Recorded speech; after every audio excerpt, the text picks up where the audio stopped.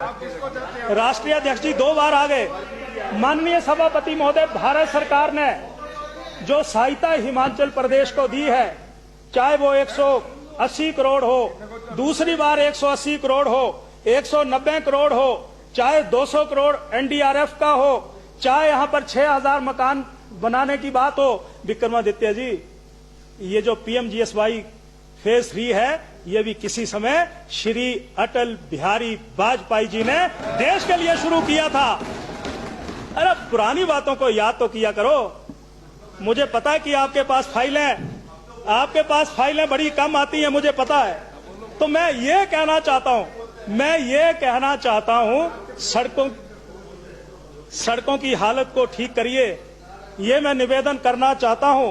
और माननीय सभापति महोदय, इन सारी बातों को मैंने आपके समक्ष रखा है। बिल्कुल। इसलिए मजबूरी में कुछ नहीं हो सकता। और मजबूरी क्यों है, जब इतनी बड़ी सहायता दे दी।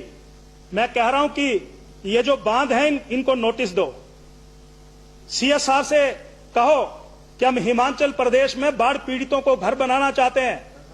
आप जो भी करना चाहते हैं, यहां पर फार्मास्यूटिकल कंपनी जो श्री अटल बिहारी वाजपेयी जी की देन है, सीएसआर लो, मीटिंग करो,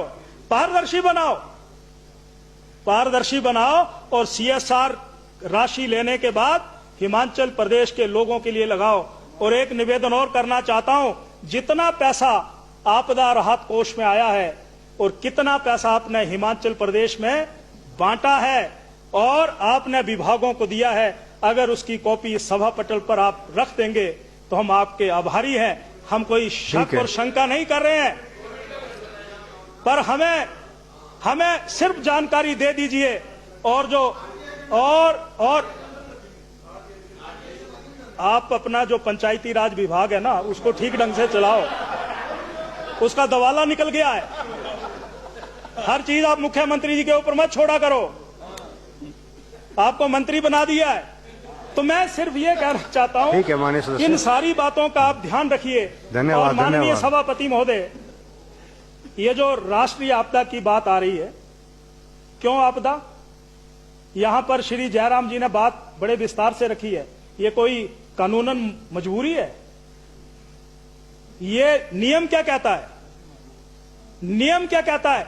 अगर कोरोना आया था, पूरी दुनिया प्रभावित हुई थी, तो इसमें तो कोई प्रावधान नहीं है। उसमें आता है कि स्पेशल असिस्टेंस देंगे।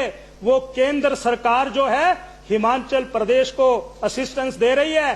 किसी ने कहा केदारनाथ में त्रासदी आई, 6000 लोग मर गए, वहां पर भी वो आपदा राज्य घोषित नहीं हुआ था, वहां पर असिस्टेंस दी गई थी।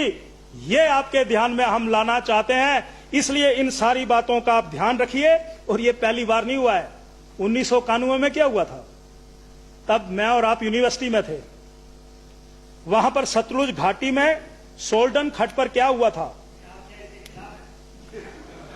1995 में कुल्लू में क्या घटना घटी थी, 1997 में पब्बर घाटी में क्या हुआ था, 2000 में सतलुज नदी में जो बाढ़ आई थी, 2007 में गानवी गांव में क्या हुआ था, 2003 में छोटा बंगाल में क्या हुआ था। मैं कोई जो आपने प्रस्ताव लाया कि इसको आपदा राज्य घोषित किया जाए, मुझे ये लगता है कि ये किसी भी व्यक्ति के ना यहां उतर रही है ना यहां उतर रही है, ये आपके भी नहीं उतर रही है। ये तो प्रस्ताव ये लेकर के आए हैं। और ये जो बैठे हैं अग्निहोत्री जी, इनको भी आपने पूछा नहीं है, इसलिए इनका चेहरा और इनका बैठने का ढंग भी आप देख लीजिए, ये भी मन से नहीं है। माननीय मुख्यमंत्री बोलना चाहते हैं। तो मैं इन्हीं बातों के साथ की हो गया कि जो भारतीय जनता पार्टी के चुने हुए प्रतिनिधि हैं, वो हर परिस्थिति में इन बाढ़ पीड़ितों के साथ खड़े हैं। ठीक है। हमने अपनी विधायक निधि जो हमें मानदेय मिलता है, उसका भी पैसा दिया है। वो शायद एलओपी कल सामूहिक रूप से जमा करवा देंगे। हमने अपने विधानसभा क्षेत्र में भी दिया है। और आप बड़े मत बनिए कि मैंने 51 लाख दे दिया। प्रधानमंत्री जी का डिटेल निकालिए, पढ़ूं, क्योंकि जो यहां बोलना है ना, वो जरा तथ्यों से बोला जाए। तो मैं क्या कोई लच्छेदार भाषण दे रहा हूं? देखो भाई, जो उन्होंने योजनाएं शुरू की है ना, उनको सियोल में उनको एक पुरस्कार मिला था, और उसमें वो पुरस्कार जो था वो लगभग 1.3 करोड़ का था। वो उन्होंने नमामि गंगा के लिए समर्पित किया था। और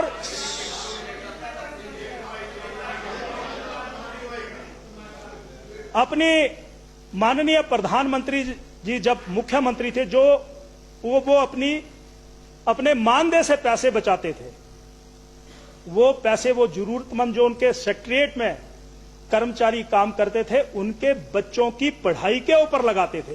ये ऑन रिकॉर्ड है, ये रिकॉर्ड है। तो मैं थोड़ा जोर से बोलिए ना, आप सुना नहीं इनको। तो मैं ये कहना चाहता हूं कि ऐसी हिंदुस्तान में बहुत से नेता और नेतृत्व हैं, और हमारे प्रधानमंत्री जी ने भी इस दिशा में वो बहुत अच्छा काम किया है।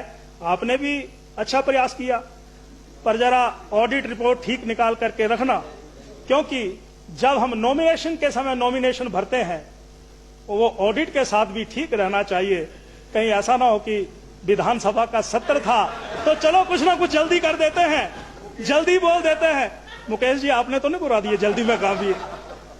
तो मैं माननीय सभापति महोदय, मैं इस प्रस्ताव को इस रूप में समर्थन करता हूं कि केंद्र सरकार हिमाचल प्रदेश को सहायता कर रही है, और केंद्र सरकार आगे भी यहां की परिस्थितियों के अनुसार सहायता करे, वो केंद्र सरकार भी जानती है और हम भी जानते हैं।